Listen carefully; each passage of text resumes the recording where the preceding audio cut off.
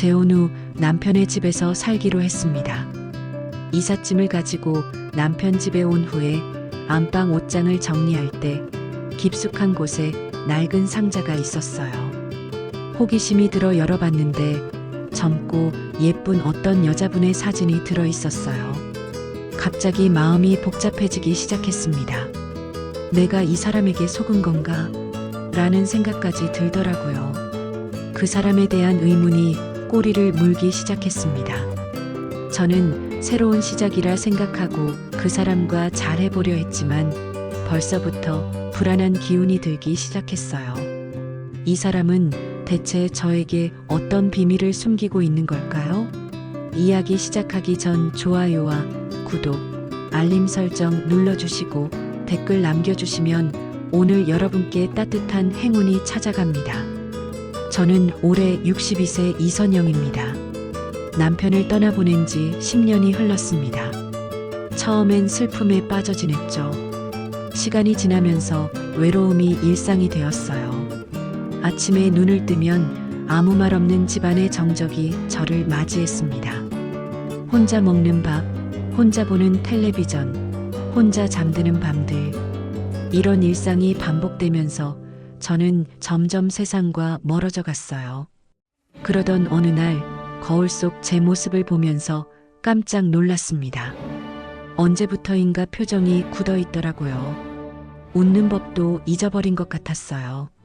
이대로는 안 되겠다는 생각이 들었죠. 혼자서라도 어디든 나가봐야겠다고 마음먹었습니다. 제주도행 비행기표를 끊었어요. 남편과 함께 갔던 곳이지만 이번엔 혼자 가보고 싶었어요. 공항에서 홀로 대기하는 시간이 낯설었죠. 옆 사람들은 모두 누군가와 함께였는데 저만 혼자 앉아 있으니 왠지 초라한 기분이 들었어요. 그래도 용기를 내서 비행기에 올랐습니다. 제주공항에 내리자마자 바람이 제 얼굴을 스쳤어요. 신선했습니다. 서울의 답답한 공기와는 전혀 달랐죠. 택시를 타고 미리 예약해둔 한적한 동네의 민박집으로 향했어요. 성산 일출봉 근처에 있는 조그만 민박이었습니다. 사장님께서 친절하게 맞아주셨죠.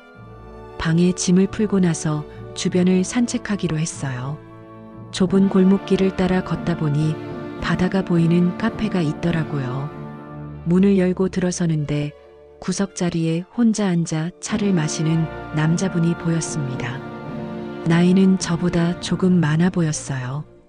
깔끔한 옷차림에 차분한 인상이었죠. 카운터에서 커피를 주문했는데 그분과 시선이 마주쳤어요. 자연스럽게 고개를 끄덕이며 인사를 나눴습니다. 저도 창가 자리에 앉아서 바다를 바라보며 커피를 마셨어요. 그분은 책을 읽고 계셨는데 가끔씩 창밖을 바라보시더라고요. 왠지 저와 비슷한 외로움이 느껴졌습니다. 다음 날 아침 해변을 산책하러 나갔어요. 파도 소리를 들으며 모래 위를 걷고 있는데 어제 카페에서 본 그분이 저 앞에서 걸어오시는 거예요. 서로 웃으며 인사를 했죠. 정도진이라고 자기소개를 하시더라고요. 저도 이선영이라고 말씀드렸습니다. 은퇴한 의사라고 하시면서 요즘 이곳에서 조용히 지내고 계신다고 했어요. 함께 걸으며 이런저런 얘기를 나눴습니다. 날씨 얘기, 제주도 풍경 얘기부터 시작해서 점점 개인적인 이야기까지 하게 됐죠. 정도진 씨는 말수가 많지 않았지만 들어주는 능력이 뛰어났어요. 제가 하는 말에 진심으로 귀 기울여 주시는 게 느껴졌습니다. 오랜만에 누군가와 이렇게 편하게 대화를 나누니 마음이 따뜻해졌어요. 그 다음 날도 우연히 같은 해변에서 정도진 씨를 만났습니다. 우연이라고 하기엔 너무 자연스러웠죠. 마치 약속이라도 한 것처럼 같은 시간, 같은 장소에서 마주쳤어요. 이번엔 좀 더 긴 산책을 함께 했습니다. 가족은 없으세요? 조심스럽게 물어봤어요. 정도진 씨는 잠시 멈춰서서 바다를 바라보더니 말했습니다. 아내도 아이도 없어요. 젊을 때 일에만 매달렸거든요. 지금 생각해보니 참 바보 같았죠. 그의 목소리엔 후회가 묻어 있었어요. 외로움이 느껴졌습니다. 저도 솔직하게 말했어요. 저는 남편을 떠나보낸 지 10년이 됐어요. 처음엔 너무 힘들었는데 이제는 혼자 있는 게 익숙해졌죠. 그런데 가끔은 정말 외로워요. 이런 말을 누군가에게 한 게 얼마만인지 모르겠더라고요. 정도진 씨는 고개를 끄덕이며 제 말을 들어주었습니다. 외로움에 길들여진다는 게 정확한 표현 같아요. 그가 말했죠. 저도 마찬가지거든요. 은퇴하고 나서 정말 조용히 지내고 있어요. 아침에 일어나서 커피 한 잔 마시고 책 읽고 산책하고 그게 전부예요. 우리는 서로의 일상이 얼마나 비슷한지 알게 됐어요. 다음 날부터는 아예 함께 시간을 보내기로 했습니다. 아침에 해안가를 걸었다가 카페에서 차를 마시고 점심을 함께 먹었어요. 정도진 씨는 제주도 곳곳을 잘 알고 계셨어요. 여기 자주 오시나 봐요? 물어보니 한 달에 한 번 정도는 와요. 서울에서 혼자 지내는 게 답답할 때가 있거든요라고 답하시더라고요. 함께 있으니 시간이 참 빨리 갔어요. 정도진 씨와 있으면 말을 많이 하지 않아도 편했습니다. 조용한 성격이셨지만 저를 배려해 주시는 마음이 느껴졌어요. 식당에서 메뉴를 고를 때도 제 취향을 먼저 물어보시고 걸을 때도 제 속도에 맞춰주셨죠. 오랜만에 이렇게 편한 시간을 보내는 것 같아요. 어느 날 저녁 해질녘 바다를 보며 말했습니다. 정도진 씨도 미소를 지으며 답했어요. 저도 그래요. 혼자 있을 때보다 마음이 평온해지네요. 그 순간 뭔가 따뜻한 감정이 가슴을 스쳤어요. 설렘이라고 하기엔 차분했고 평안함이라고 하기엔 특별했죠. 제주도에서의 마지막 밤이었습니다. 내일이면 서울로 돌아가야 했어요. 민박 근처 카페에서 마지막 차를 마시고 있는데 정도진 씨가 조심스럽게 말을 꺼냈어요. 선영 씨, 서울 돌아가셔도 연락해도 될까요? 그의 목소리가 평소보다 떨리는 게 느껴졌습니다. 제 마음도 두근거렸어요. 이런 감정을 느껴본 게 얼마만인지 모르겠더라고요. 네, 좋아요. 짧게 대답했지만 속으로는 정말 기뻤습니다. 10년 만에 누군가와 이어질 수 있는 인연을 만난 것 같았어요. 그날 밤은 잠이 잘 오지 않았습니다. 새로운 시작에 대한 기대감 때문이었죠. 서울로 돌아온 후 정도진 씨와 매일 연락을 주고받았습니다. 처음엔 안부를 묻는 짧은 문자였어요. 오늘 날씨가 좋네요. 커피 한잔 하고 계세요. 이런 소소한 메시지들이었죠. 점점 통화 시간도 길어졌어요. 저녁 시간이면 어김없이 전화가 왔고 하루 있었던 일들을 나누며 이야기했습니다. 한 달 정도 지났을 때였어요. 정도진스 씨가 직접 만나자고 했습니다. 홍대 근처 조용한 카페에서 만났죠. 얼굴을 마주하니 제주도에서의 기억들이 되살아났어요. 여전히 차분하고 따뜻한 미소를 지어주시더라고요. 보고 싶었어요. 그가 먼저 말했습니다. 저도 같은 마음이었어요. 그날부터 일주일에 2~3번씩 만났습니다. 미술관도 가고 공원도 산책하고 맛집도 찾아다녔어요. 정도진 씨는 항상 제 의견을 먼저 물어보셨죠. 어디 가고 싶으세요? 뭘 드시고 싶어요? 이런 배려가 너무 고마웠어요. 10년 동안 모든 걸 혼자 결정해 왔는데 누군가 제 의견을 궁금해 한다는 게 새로웠습니다. 어느 날 공원 벤치에 앉아 있는데 문득 마음속 말이 튀어나왔어요. 우리 나이에는 혼자보다 같이 있는 게 편한 것 같아요. 말하고 나서 제가 너무 직설적이었나 싶어 얼굴이 빨개졌죠. 정도진 씨는 잠시 조용히 있다가 고개를 끄덕였어요. 맞아요. 저도 그런 생각을 하고 있었어요. 그로부터 며칠 후 정도진 씨가 특별한 곳에서 만나자고 했습니다. 강남구 한적한 골목에 있는 작은 레스토랑이었어요. 분위기가 정말 좋더라고요. 촛불이 켜져 있고 클래식 음악이 은은하게 흘러나왔죠. 저는 왜 이런 곳을 선택했는지 궁금했어요. 식사를 마치고 디저트가 나올 때였습니다. 정도진 씨가 갑자기 진지한 표정으로 제 손을 잡더라고요. 선영 씨, 저와 결혼해 주시겠어요? 너무 갑작스러운 말에 숨이 멎는 줄 알았어요. 우리 나이에 연애를 오래 할 필요는 없잖아요. 서로 편하고 좋으니까 함께 사는 게 어떨까요? 머리가 하얘졌습니다.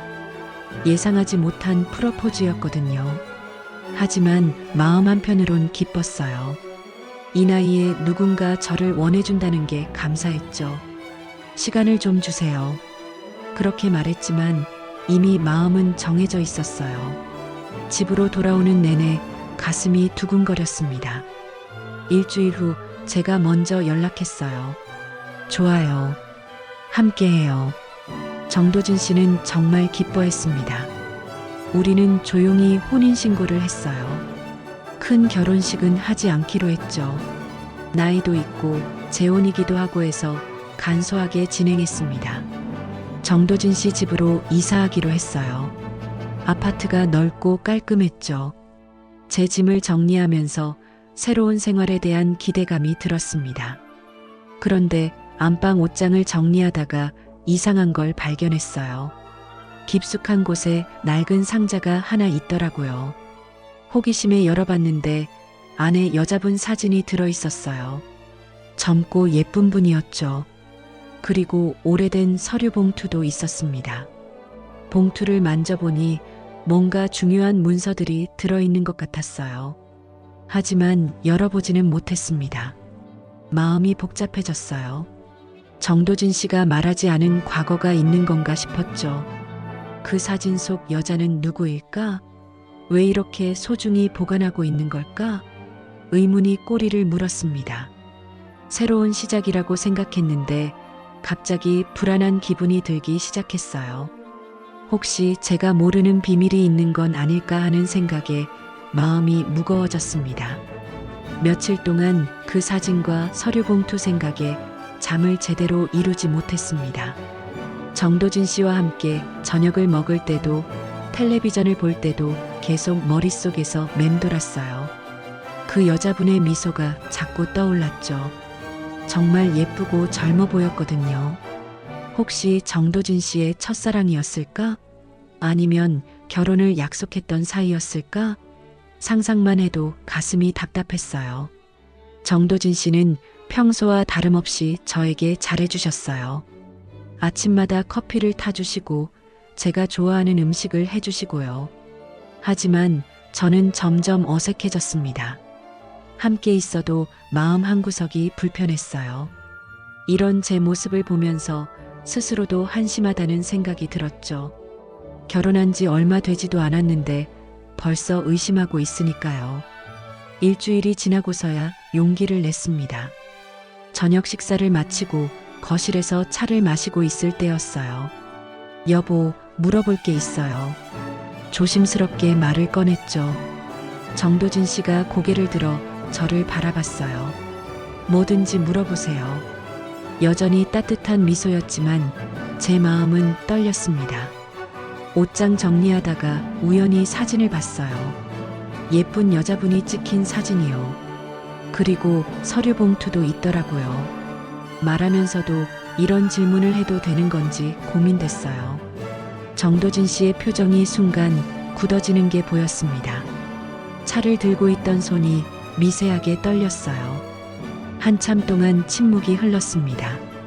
정도진 씨는 창밖을 바라보며 깊은 한숨을 쉬었어요. 언젠가는 말씀드려야겠다고 생각했는데 목소리가 평소보다 낮았죠. 뭔가 무거운 이야기가 나올 것 같은 분위기였어요. 저도 덩달아 긴장됐습니다. 그 사람은 오래전에 제가 지키지 못한 사람이에요. 정도진 씨가 천천히 말을 시작했어요. 30년도 더 된 일이죠. 제가 레지던트 시절이었어요. 그의 목소리에 깊은 슬픔이 묻어 있었습니다. 저는 조용히 듣기로 했어요. 응급실에 젊은 남자가 실려왔어요.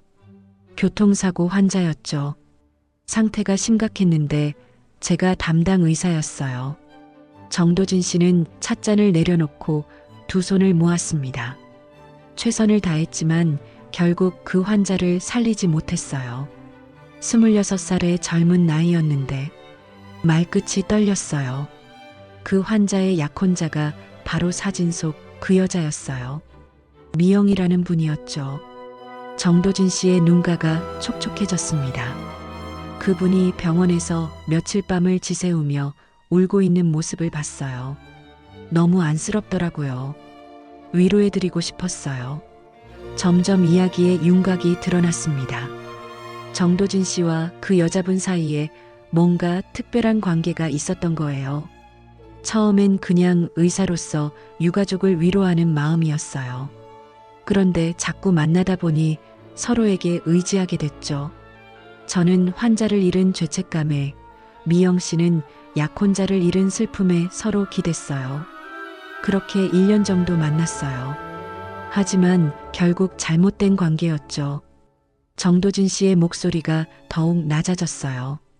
미영 씨는 저를 통해 죽은 약혼자를 그리워하는 거였고, 저는 제 죄책감을 덜기 위해 그분을 이용한 거였어요.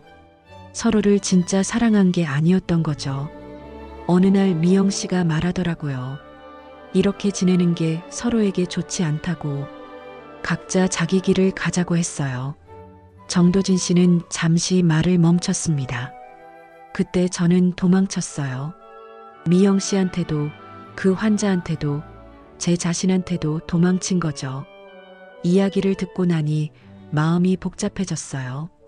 슬프기도 하고, 이해되기도 하고, 한편으론 서운하기도 했죠. 왜 진작 말해주지 않았을까 하는 생각도 들었어요. 서류 봉투 안에 뭐가 들어있어요?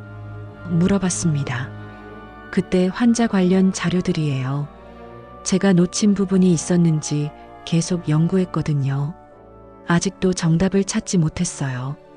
그날 밤 잠자리에 누워서도 계속 생각했습니다.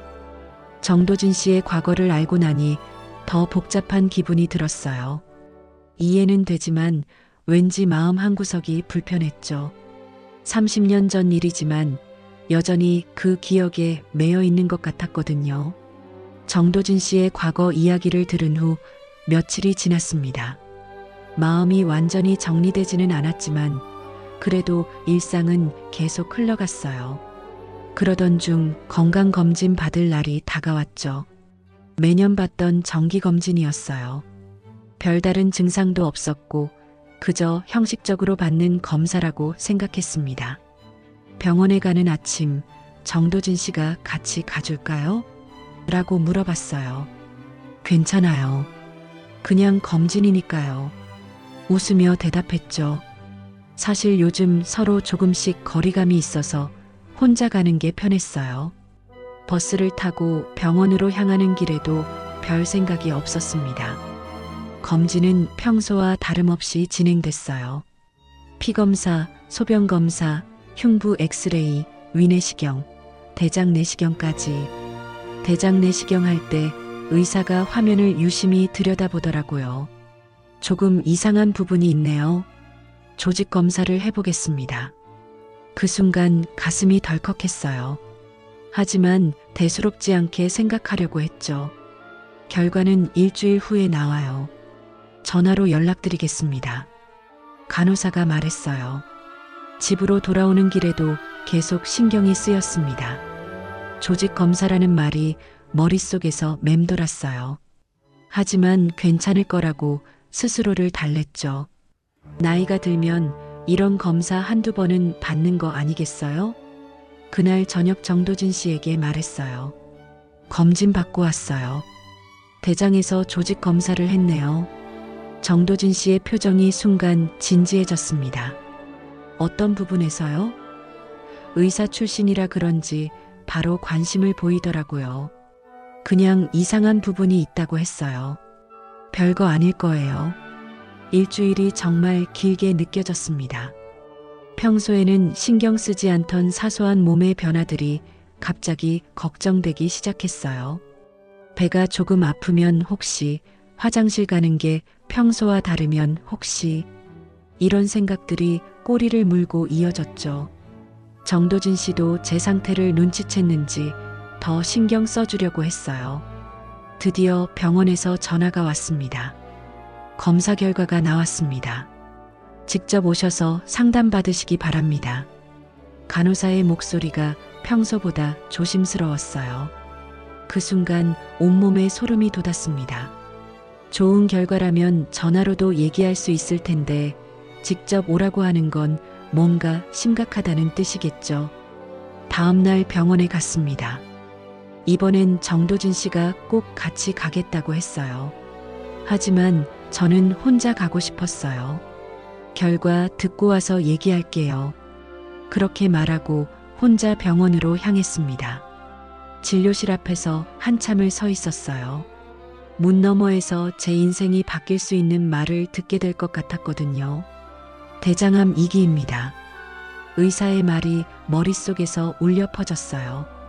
암이라는 단어가 현실로 다가오는 순간이었죠. 수술이 필요하고 이후에 항암 치료도 받아야 합니다. 다행히 2기라서 치료 가능성은 높습니다. 의사는 차분하게 설명했지만 저는 아무 말도 들리지 않았어요.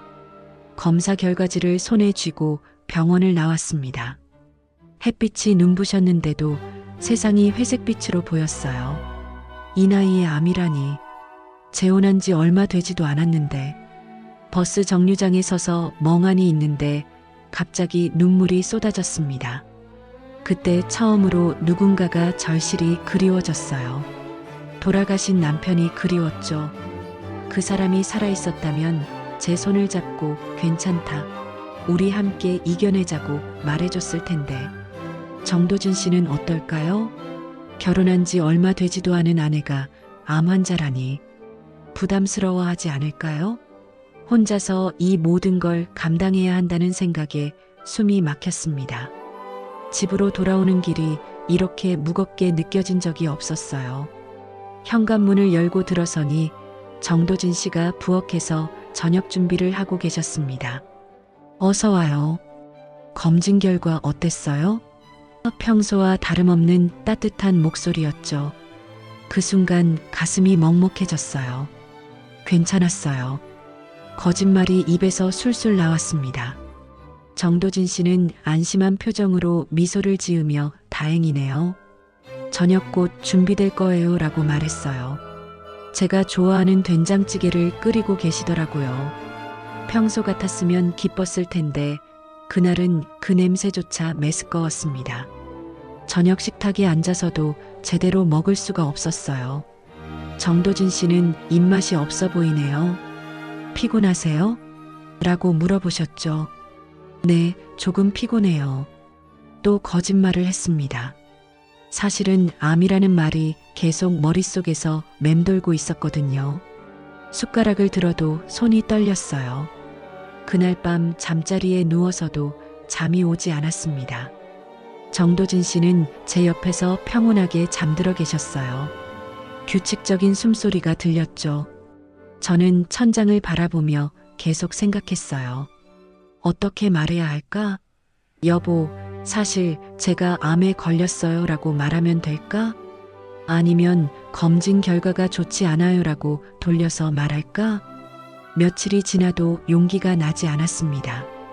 정도진 씨는 여전히 저를 챙겨주셨어요. 아침마다 커피를 타주시고 제가 좋아하는 반찬을 해주시고요. 그럴 때마다 죄책감이 밀려왔어요. 이렇게 좋은 사람을 속이고 있다니. 하지만 말할 수가 없었어요. 어느 날 저녁 정도진 씨가 요즘 기운이 없어 보여요. 혹시 어디 아픈 데 있어요? 라고 물어봤어요. 그때 정말 말하려고 했습니다. 입술을 달싹였어요. 사실은 말머리를 뗐는데 정도진 씨의 걱정스러운 눈빛을 보니 차마 계속할 수가 없었어요. 아니에요. 그냥 요즘 잠을 잘 못 자서 그래요. 그날 밤도 뒤척이며 보냈습니다. 정도진 씨에게 짐이 되고 싶지 않았어요. 결혼한 지 얼마 되지도 않은 아내가 암 환자라니 그분도 힘들어 하실 거예요. 차라리 혼자 치료받는 게 나을까 하는 생각도 들었죠. 하지만 한편으론 누군가에게 기대고 싶었어요. 정말 복잡한 마음이었습니다. 며칠 후였어요. 제가 장을 보러 나간 사이에 정도진 씨가 집 정리를 하셨나 봐요. 돌아와 보니 표정이 심각하더라고요. 손에는 제 병원 서류가 들려 있었어요. 가방 안에 넣어둔 검사 결과지였죠.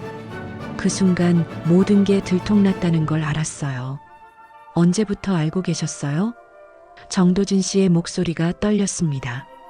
의사 출신이라서 그런지 서류를 보자마자 다 이해하신 것 같았어요. 저는 아무 말도 할 수 없었습니다. 그냥 고개를 숙이고 있었죠. 왜 말씀하지 않으셨어요? 그분의 목소리에 서운함이 묻어 있었어요. 죄송해요. 겨우 그 말만 할 수 있었습니다. 짐이 될까 봐서요. 결혼한 지 얼마나 됐다고. 말끝이 흐려졌어요. 정도진 씨는 한참 동안 서류를 들여다보시더니 조용히 말했어요. 내일부터 치료 계획을 세워야겠네요. 다음 날 아침 정도진 씨는 평소보다 일찍 일어나서 무언가 준비를 하셨어요. 제가 일어났을 때는 이미 작은 도시락 통에 음식을 담고 계셨죠. 병원 갈 때 가져가세요. 말없이 제 앞에 도시락을 내미셨어요. 따뜻한 미역국과 부드러운 계란찜이 들어 있었습니다. 먹어야 돼요. 힘내야 이길 수 있어요.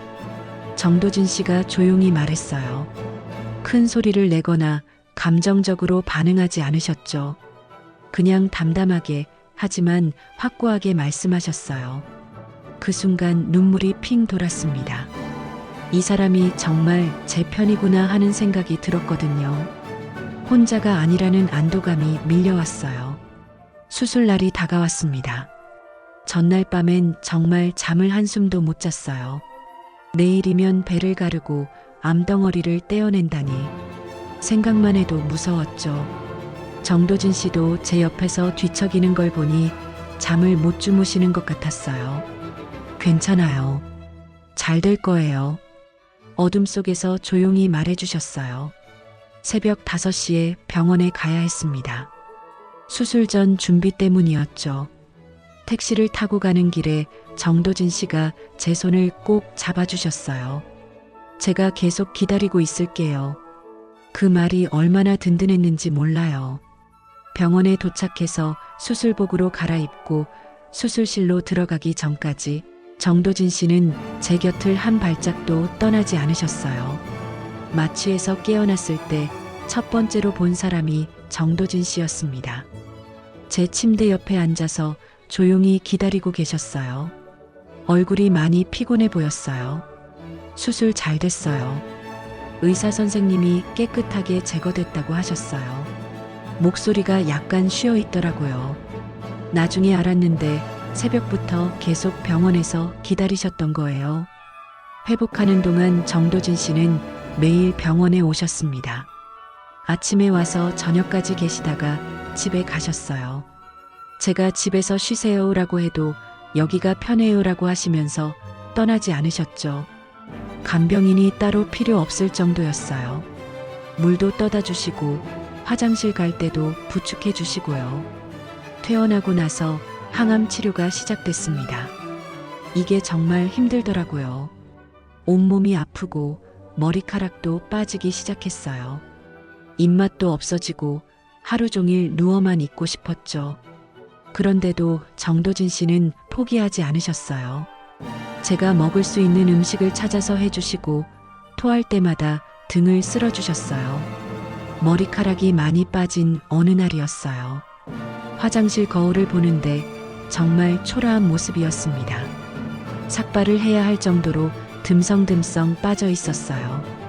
얼굴도 야위고 피부도 거칠어져 있었죠. 나이도 있고 병도 있고 다 가진 여자네. 거울 속 제 모습을 보며 쓴웃음을 지었어요. 그때 정도진 씨가 화장실 문을 살짝 열고 들어오셨어요.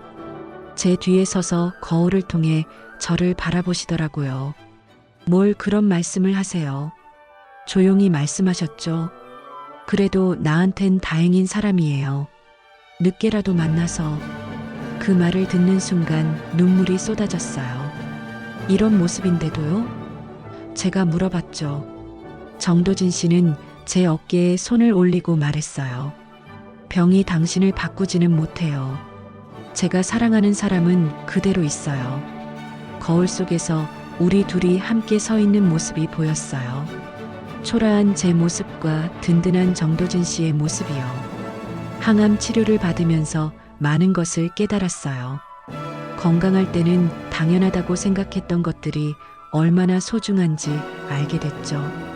그리고 정도진 씨 같은 사람이 제 곁에 있다는 게 얼마나 큰 행운인지도 깨달았어요. 혼자였다면 이 힘든 시간을 견딜 수 있었을까 싶었거든요. 어느 날 정도진 씨가 말했어요. 당신 덕분에 저도 배우고 있어요. 진짜 함께 한다는 게 뭔지 말이에요. 30년 전 환자를 잃었을 때는 도망쳤지만 이번엔 끝까지 함께 하시겠다는 의미였어요. 그분도 저를 통해 변화하고 계신 것 같았죠. 치료가 진행되면서 조금씩 기운을 되찾기 시작했어요. 입맛도 돌아오고 산책도 할 수 있게 됐죠. 정도진 씨와 함께 병원 주변을 천천히 걸으며 이야기를 나눴어요. 이제 정말 괜찮을 것 같아요. 제가 말하자 정도진 씨가 웃으며 답했어요. 우리 함께 이겨낸 거예요. 그 우리라는 말이 참 좋았습니다. 항암 치료를 모두 마친 게 봄이었습니다. 벚꽃이 피기 시작하던 4월이었어요. 마지막 병원 검사에서 의사가 말했죠. 정말 잘 회복됐어요. 이제 정상적인 일상으로 돌아가셔도 됩니다. 그 말을 듣는 순간 가슴이 벅찼어요. 길고 힘들었던 터널을 드디어 빠져나온 기분이었죠. 집으로 돌아오는 길에 정도진 씨가 조심스럽게 말을 꺼냈어요. 선영 씨, 어디 가고 싶은 곳 있어요? 갑작스러운 질문에 고개를 돌려 그분을 바라봤죠. 여행을 떠나고 싶어요. 제주도로요. 망설임 없이 대답했습니다. 처음 만났던 그곳, 모든 게 시작된 그곳으로 다시 가고 싶었어요. 정도진 씨의 얼굴에 미소가 번졌습니다. 저도 그런 생각을 하고 있었어요. 그날 당신을 처음 만났던 길을 같이 걷고 싶었거든요. 그 말을 듣고 가슴이 따뜻해졌어요. 우리 마음이 같은 곳을 향하고 있다는 게 신기했죠. 일주일 후 제주행 비행기를 탔습니다. 1년 전과는 전혀 다른 마음이었어요. 그때는 혼자서 외로움을 달래려고 떠났다면 이번엔 사랑하는 사람과 함께 새로운 시작을 위해 떠나는 거였죠. 비행기 창밖으로 보이는 하늘이 유난히 파랗더라고요. 예전에 묵었던 민박집 근처에서 숙소를 잡았어요. 주인 할머니가 저를 알아보시더라고요. 어머, 작년에 혼자 오셨던 분이네요. 이번엔 남편분과 함께 오셨구나. 웃으시며 반갑게 맞아주셨죠. 그때 생각이 나서 괜히 부끄러웠어요. 짐을 풀고 나서 바로 해안가로 나갔습니다. 처음 정도진 씨를 만났던 그 길이었어요. 바닷바람이 얼굴을 스쳤는데 예전보다 더 상쾌하게 느껴졌어요. 정도진 씨가 제 손을 잡고 천천히 걸었습니다. 여기서 처음 봤을 때 어떤 생각을 하셨어요? 물어봤죠. 외로워 보이는 분이다 싶었어요. 그런데 저와 비슷한 외로움 같았어요. 정도진 씨가 솔직하게 답했어요. 저도 그랬어요. 이상하게 친근감이 들었거든요. 그때는 서로 조심스럽게 인사만 나눴는데 지금은 이렇게 손을 잡고 걷고 있으니 정말 신기했어요. 카페에도 들렀습니다. 처음 대화를 나눴던 그 카페였죠. 같은 자리에 앉아서 커피를 주문했어요. 그때 여기서 무슨 생각을 하셨어요? 정도진 씨가 물어봤죠. 혼자서도 괜찮다고 생각하려고 했어요. 근데 사실은 너무 외로웠어요. 솔직한 마음을 털어놓았습니다. 해질녘에 다시 해안가를 걸었어요. 노을이 바다를 붉게 물들이고 있었죠. 정말 예쁘네요. 말하면서 문득 지난 1년을 돌아봤어요. 이렇게 평범한 풍경을 볼 수 있다는 게 얼마나 감사한 일인지 깨달았어요. 그때 당신 아니었으면 나 혼자 병원에 누워 있었을 거예요. 진심을 담아 말했습니다. 정도진 씨가 걸음을 멈추고 저를 바라봤어요. 당신 덕분에 나도 병에서 나왔어요. 외로움이라는 병 말이에요. 조용히 웃으며 말하시더라고요. 30년 동안 혼자 지내면서 사는 게 그런 거라고 생각했는데 당신을 만나고 나서야 진짜 사는 게 뭔지 알게 됐어요. 그날 밤 숙소에서 창밖을 바라보며 생각했어요. 1년 전 이곳에 왔을 때는 정말 막막했었거든요. 남편 없이 혼자 살아가는 게 두렵기도 하고 앞으로 어떻게 지낼지 막연하기도 했죠. 그런데 지금은 다르더라고요.